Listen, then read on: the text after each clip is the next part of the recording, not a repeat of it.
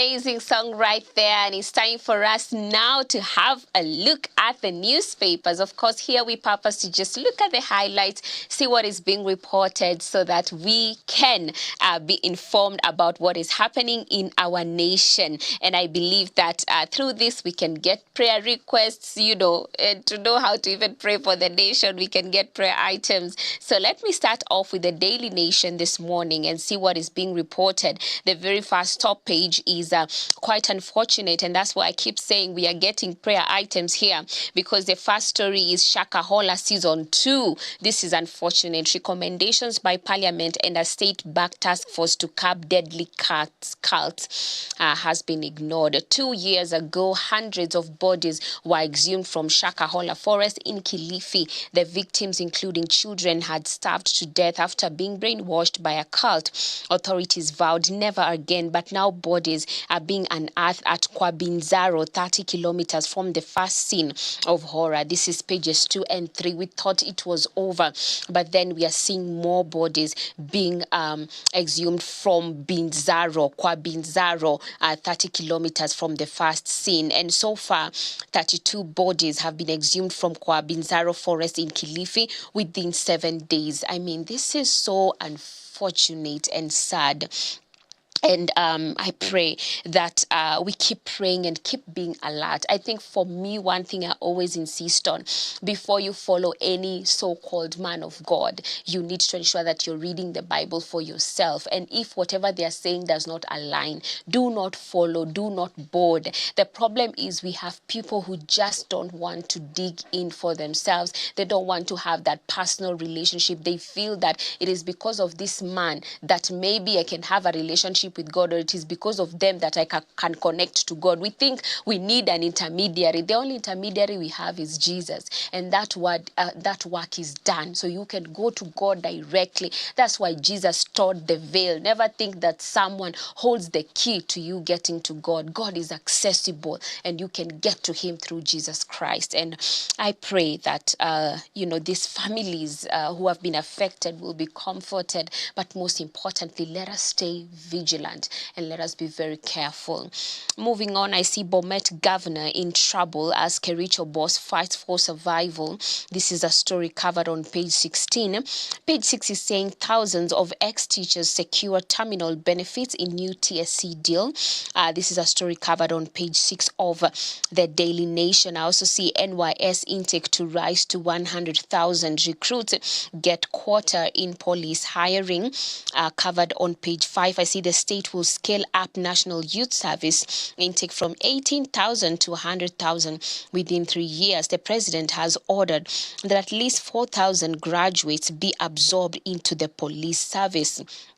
And of course, you can look at more on the same story there. I also see something inside is also a special feature on growth at Athi Waterworks Development Agency as it unveils a new strategic plan and bulk water services. A story covered pages 28 all the way to 29. And of course, The Voice today, the DN2 is covering the 12 breaking points. You can look at that story in more detail. That is on the Daily Nation. More stories. I see Africa's surgical revolution, why universal access to safe surgery cannot wait. Of course, that's an important health story on the Healthy Nation pullout. I see rough start for freshers amid delayed help funding. That's a story covered on the Daily Nation as well on matters education. Lastly, I see High Court halts construction of church at State House and state lodges. So this is a story we covered yesterday. There were petitions presented against the construction of a church in State House, and now the High Court has ruled in favor of the petitions. Moving on, I see the Standard Digital here covering various stories. Of course, the Standard newspaper is saying you're dispensable. That's the top page here. An attempt by Health CS Aden Duale to castigate this paper on his social media handle had Kenyans coming down heavy on him, telling telling him to his face to resign. The CS had carved out an image of a bullish, arrogant, and bossy individual, readily using his vitriolic tongue to lash out at anyone who sees beyond his PR gimmicks. Media has been his favorite punchbag, as he fails to see that his record at Afia House is getting muddier. As Kenyans took him head on, details emerged yesterday revealing more disturbing failures at the SHA, of course, Social Health Authority. Page 10 is where this story is being covered, and of course some very hard statements there on X with Kenyans and citizens, of course letting him know that you are dispensable. I see here more on the same. 24 billion shillings is feared lost in SHA misses. This is a huge amount, especially because we have had so many people die in hospitals. We have had cancer patients be taken back home because they cannot access treatment. We've seen people with kidney failure who cannot access dialysis services because of SHA failure. And then we hear that 24 billion shillings has been lost in the SHA misses. So definitely this has caused an anger looming, especially among the citizens. I see since replacing the defunct NHIF, SHA has paid out approximately 53 billion to hospitals. However, in a shocking return, the agency has been forced to revert to manual verification of more than 500,000 hospital claims across the country after the digital system collapsed, which could lead to a loss of 24 billion shillings. This is a story covered on page 10. And even just to get down into the numbers, I see 104 billion. This is the digital superhighway system cost of the digital platform. 104 billion shillings has crumbled, exposing the claims process to manipulation and cheats as well.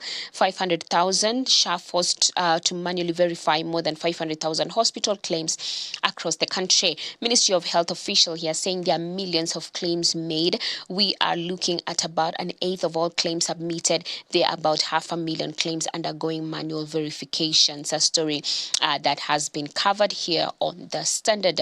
And more stories that you can find. Deputy President Professor Kithure Kindiki has criticized the opposition for allegedly misleading the youth by discrediting the available employment opportunities. A story covered on the Daily Nation, on the Standard. Sorry. I also see President William Ruto. One friend of mine told me that I was responsible for Harambee Stars' loss because I was absent at the field, and for a moment I thought maybe he was right. Maybe I should have been there in person to encourage my friends to their best, but I promise This is quite interesting. Ruto thinks he's to blame for the Harambee Stars not making it to the next level. That's a story also covered on the Standard, and you can look at it in more details. But anyway, that's it for the newspapers, the Daily Nation and the Standard. The Business Daily is covering Kenyans splash 100 billion shillings in DR Congo, target mineral wealth. I know that Congo is rich when it comes to minerals. I see Kenya companies also attracted by EAC entry, investor in sentiment cooling on East DRC conflict. And on the life pullout today on the Business Daily, I'm seeing here McKinley Mutsembe, a story covered about him right here. And I also see intelligence here, quote, modern day imperialism. The question in my mind when I first heard that the US Congress was reviewing Kenya's ties with China. I also see Jubilee net profit up 22% in H1. More stories, new EAC mergers, competition rules go live from November 1st. Lastly, KCB Bank targets Islamic investment fund market. Also, those are the stories that are being reported in our dailies today. You can grab a copy of your favorite just to be on the know. And of course, also, you can tune into Hope FM and get news updates at the top of every hour. Here at Hope TV, we have news at 7 and also at 9 p.m. But today, 7 to 8, we are not going to have news. We're going to have Men on Record.